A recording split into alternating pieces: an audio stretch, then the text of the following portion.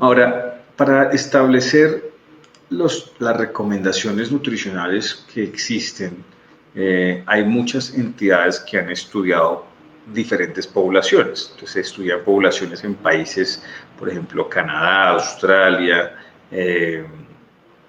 Reino Unido y Estados Unidos, y vemos que al estudiar las poblaciones y sobre todo los diferentes grupos etarios, en este caso los grupos de edad, y con situaciones fisiológicas, por ejemplo, como gestación, lactancia, primera infancia, segunda infancia, adolescencia, adulto mayor, adulto joven, hablamos de unas recomendaciones nutricionales. Unas recomendaciones es la dosis que se requiere para que la población cumpla con un mínimo vital de nutrientes, tanto en macronutrientes como en micronutrientes, para garantizar lo que llamamos una homeostasis o un equilibrio o una ausencia de la enfermedad. Pueden presentarse enfermedades por exceso, pueden presentarse enfermedades por deficiencia del cumplimiento de las recomendaciones nutricionales. Entonces aquí vemos cada una de las que se ha podido establecer desde los años que se han venido estudiando. Por ejemplo, las RSDAs, que son las recomendaciones dietarias permitidas en poblaciones como Estados Unidos. Hablamos de las recomendaciones diarias de ingesta, por ejemplo en Australia, las RSDIs. Hablamos, por ejemplo, de los límites tolerables permitidos en un alimento de nutriente. Hablamos de las guías de referencia de consumo, ¿sí? Y hablamos, por ejemplo, de estimaciones de requerimiento necesario promedio. O esta que, por ejemplo, es el consumo de macronutrientes en distribución por rango aceptable. Y esto es lo que se ha venido estableciendo y lo que se le enseña a la persona que estudia nutrición y dietética para que tenga conocimiento de las necesidades y requerimientos en determinadas circunstancias del grupo etario y del grupo de vida o en el punto puntual del ciclo de vida que tiene la persona. ¿Qué requerimientos tiene, por ejemplo, una embarazada y qué requerimientos tiene, por ejemplo, un niño recién nacido? Son totalmente distintos porque son situaciones fisiológicamente diferentes. A esto se le hace unas necesidades distribuidas por escalas percentilares o por escalas por desviaciones estándar. Y lo que se hace es estudiar la población, y a esa población se le recomienda entonces establecer por lo menos cumplir la media o el promedio de la ingesta, la que llamamos un requerimiento promedio estimado. Y a ese requerimiento promedio estimado se le establece un porcentaje del cumplimiento. Y ese porcentaje del cumplimiento, pues la idea es que todos pudiéramos llegar al 100%, pero hay un punto medio donde los requerimientos satisfacen la demanda del sistema y digamos, las probabilidades de tener deficiencias o excesos, pues dependerán en este caso del grupo poblacional y efectivamente del ciclo de vida de la persona. Entonces, es muy importante que desarrollemos el concepto de la composición física y química de un alimento para entender cómo este alimento puede pasar a la sangre y puede llevarnos a nutrir el sistema, o si el producto definitivamente no va a llegar al sistema. En nuestra sangre solamente circulan moléculas simples, porque precisamente el trabajo de nuestro sistema digestivo es coger un alimento complejo, una estructura, descomponerlo y llevarlo a una estructura simple. Si nosotros no podemos hacer eso con las proteínas, los carbohidratos y las grasas, sencillamente nos estamos alimentando, pero no nos estamos nutriendo. Entonces, básicamente, en nuestro sistema circulatorio lo que nosotros tenemos son estructuras simples o molecularmente pequeñas. Y esto es lo que hace que nuestro cuerpo pues obtenga energía de esas estructuras. Entonces, aquí hablamos, por ejemplo, en los carbohidratos, tenemos carbohidratos complejos, carbohidratos simples, y esto dependerá del número de enlaces que tenga a nivel químico la molécula, en este caso el carbohidrato. Entonces, encontramos, como les digo, la clasificación de los carbohidratos entre simples y complejos. Lo mismo las proteínas. Las proteínas tienen, en este caso, estructuras a las que llamamos aminoácidos, que son estructuras nitrogenadas, que se unen por enlaces, que llamamos enlaces peptídicos, a otras estructuras y hacen que la molécula sea compleja. Las proteínas pueden ser de estructura primaria, secundaria, terciaria y cuaternaria. Por ejemplo, cuando una animal, digamos una serpiente, pica a una persona, lo que inyecta a su sangre, lo que llamamos veneno, son proteínas, y son proteínas de estructuras tridimensionales, a las que llamamos estructuras cuaternarias, que muchas veces nuestro cuerpo, al tener esto circulando en sangre, pues tiende a ser tóxico para el sistema, porque la estructura tiene una complejidad molecular que no es simple, y esto afecta a los órganos y los sistemas, que pueden llevar a la muerte de la persona, precisamente porque en nuestra sangre no circulan estructuras de estas características. Ahora, nuestro cuerpo tiene estructuras mucho más fáciles o mucho más simples dentro del sistema, en este caso estructuras primarias, estructuras secundarias, que son mucho más fáciles de poder utilizar por el sistema en general. Entonces, las proteínas también tienen esa función de proteínas grandes que consumimos en los alimentos, descomponemos en aminoácidos, y los aminoácidos son los que hacen que se cumplan los requerimientos de ingesta de proteína o de nitrógeno, que básicamente es la función, llevar nitrógeno al sistema. Las grasas básicamente son uniones de carbohidratos o uniones de carbonos, que esos carbonos se unen también a través de enlaces, y esos enlaces permiten formar unas cadenas, esas cadenas de hidrocarbonos permiten tener entonces una estructura pequeña, una estructura más larga. Entonces encontramos, por ejemplo, que el número de carbonos de un ácido graso pequeño, estamos hablando de 6 carbonos, y un ácido graso grande, hablamos de 18 o más carbonos o hidrocarbonos.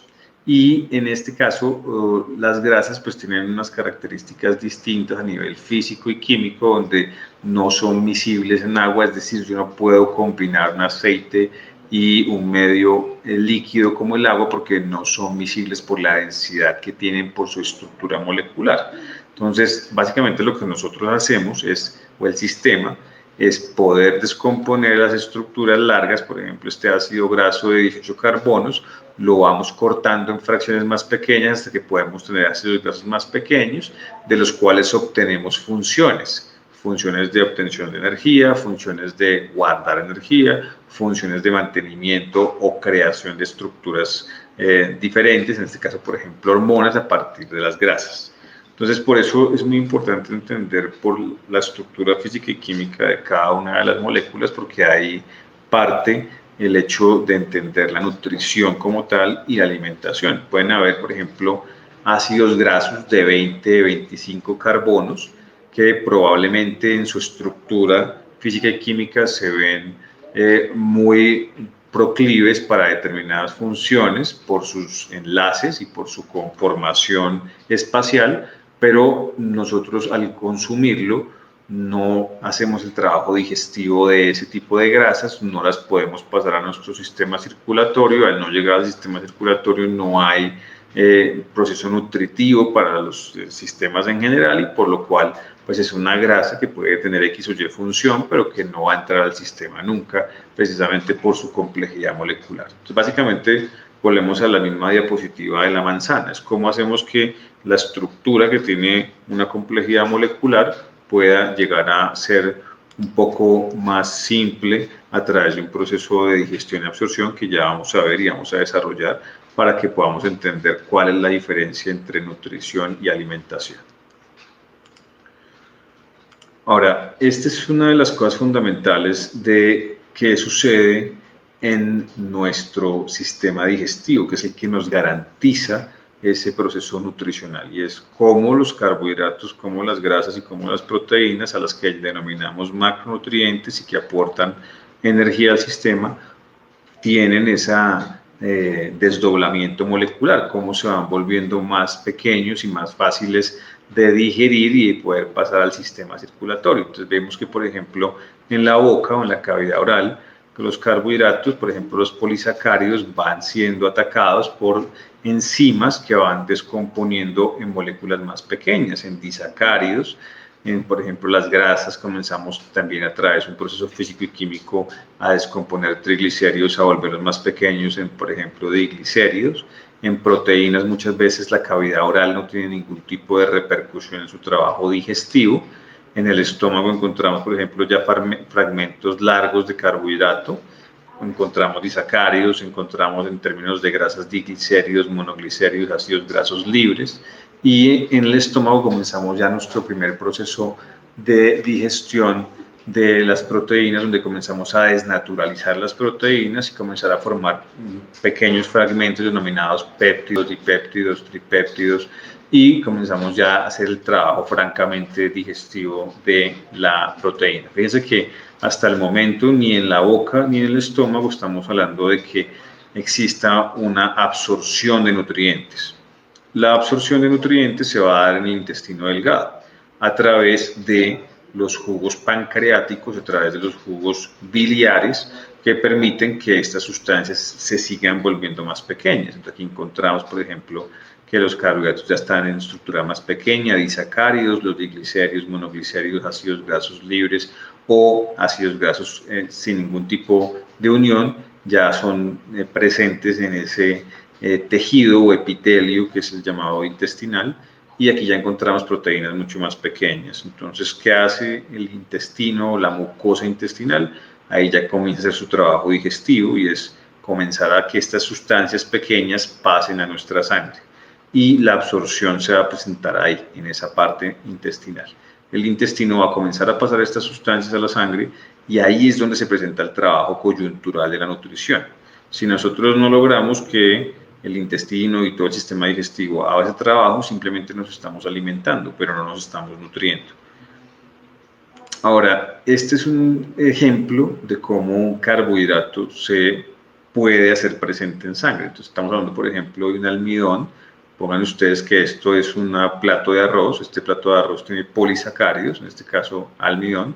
El almidón comienza a hacer su trabajo digestivo en boca, llega al intestino y a través de la amilasa pancreática, que es una enzima, comienza a partir estas unidades. Fíjense cómo se van partiendo y van volviendo estructuras pequeñas, en este caso disacáridos, la lactosa, maltosa, sacarosa. Los disacáridos entonces llegan al borde de cepillo, en este caso la vellosidad intestinal.